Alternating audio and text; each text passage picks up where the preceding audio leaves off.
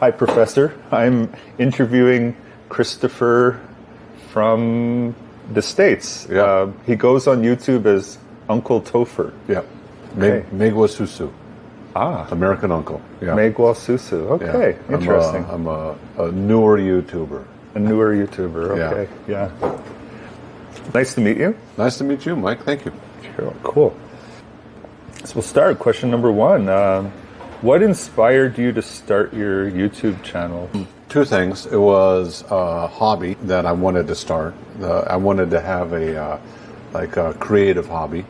I found that having a creative hobby is just a better way to spend your time than just like playing games or something like that. And because I'm living as an expat, I wanted to have something of, what's the word, prosperity, longevity, I guess, for my nieces and nephews back in the U.S. to watch. And my nephew was a big fan of YouTube. At the time, he was 7 or 8 years old when I started.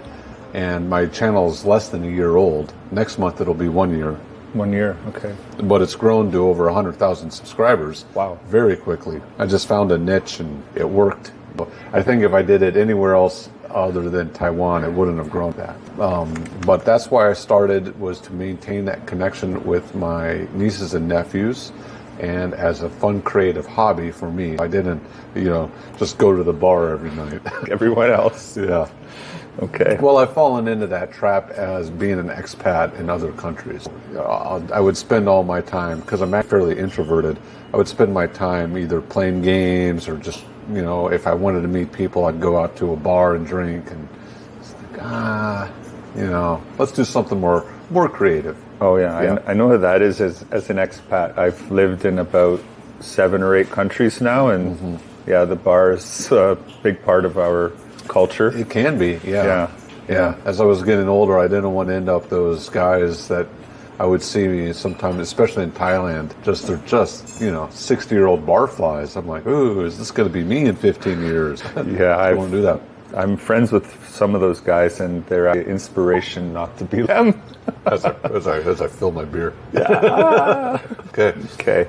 So, can you share a bit of your life journey before coming to Taiwan?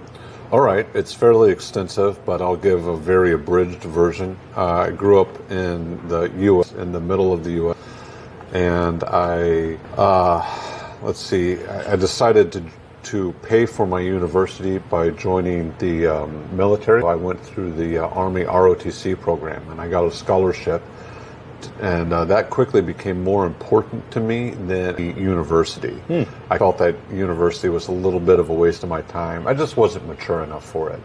But I graduated, became an Army officer, and then a few months after I graduated is when September 11th happened. I was like, oh, the world changed. This was just a way to pay for college, but now I'm like definitely going to combat somewhere, and I did. So I was in the Iraq invasion, and I went back to Iraq another time. I ended up spending a little over 2 years in the Iraq war, in the early phase of the war. I got very disillusioned with the U.S. government in that time because of all the, the relationship with Halliburton and all that. I was fairly immature, sophomoric, if you will. And so I wisened up. I grew up quickly because I was a young man. I was just a college graduate when I went to war. Got out of the military. I tried corporate America for about a year, and that just was not a great fit for me. That didn't pan out. And then I went back to university for a little bit, and I realized that wasn't a good environment for me either. So I was just meandering between jobs. And I realized that I wanted to explore more of America. I quit my job and I sold everything that I had. And I packed up my truck and I just drove around exploring the USA for one summer, a little longer, several months. And that was a very changing trip for me. That really opened my eyes to resetting my priorities in life. During that road trip, I ended up settling down in Colorado, which is where I was born, actually. It was cool to come back to my roots. And I ended up getting a job based off of fun instead of money. because I'm just a single guy. I don't have a family. As long as I could pay the bills, I was fine. And I realized that I just wanted to enjoy my time rather than pursuing a higher income.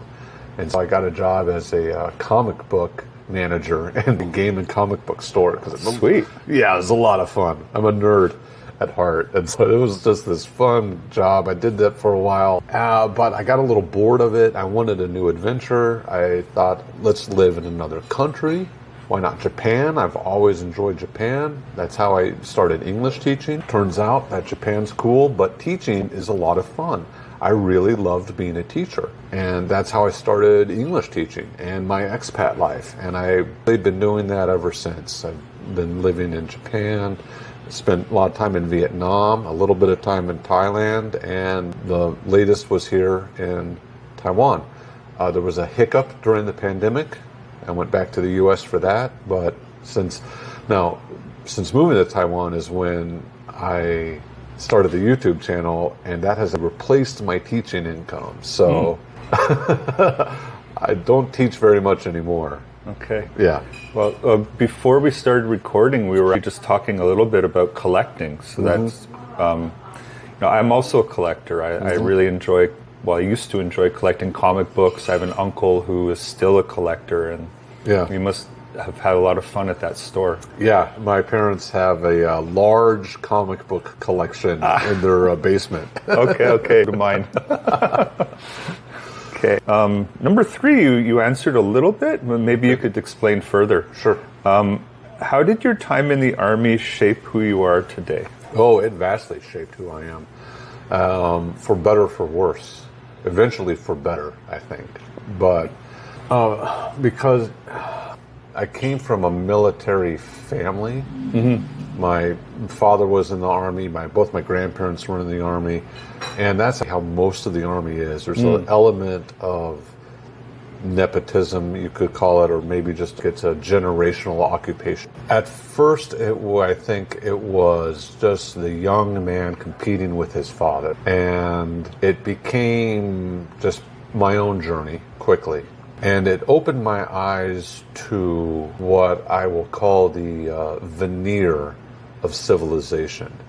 That if you can quickly if you take away a steady meal, you take away things, electricity,